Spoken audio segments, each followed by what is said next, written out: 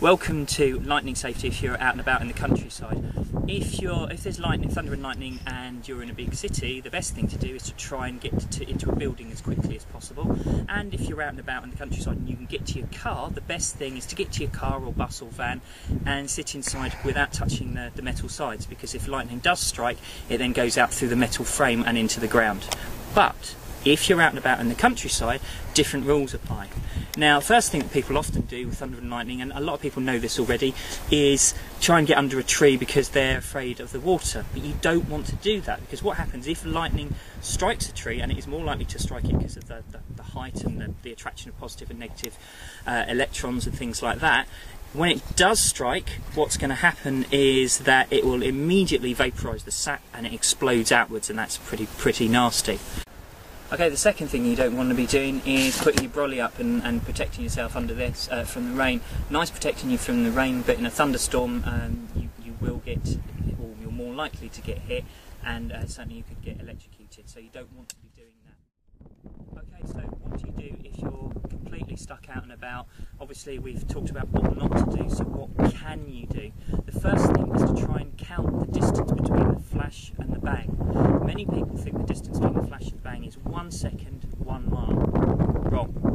What you're supposed to do is every 5 seconds is 1 mile. So to be a safe distance away, you need to be about 6 miles away. Doing a little bit of simple arithmetic, that's 30 seconds. If you count 30 seconds, 1, 1000, 2, 1000, etc. up to 30, and that's that distance between the flash and the bang, you are pretty much a safe distance away.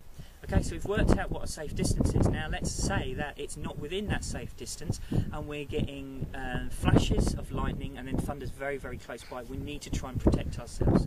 Many people think that obviously being in an open area that is safe, well, that's actually a good thing. What you don't do, and what I was taught to do, is lay down flat like this. Okay?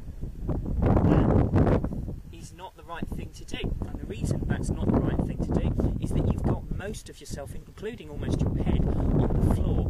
If lightning hits the floor, okay, rather than you, but if lightning hits the floor, what will happen is that it will go into your internal organs, your brain, your heart.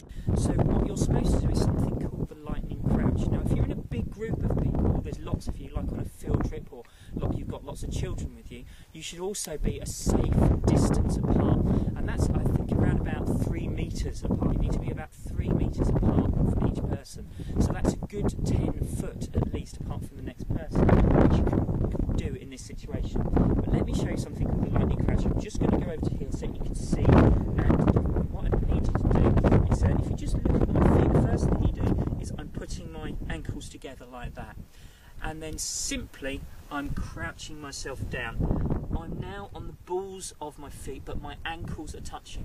And the idea behind this is that lightning strikes the ground, it goes into one foot, clicks through my ankle and out the other foot. It might be painful, but what it's not going to do is go through my internal organs.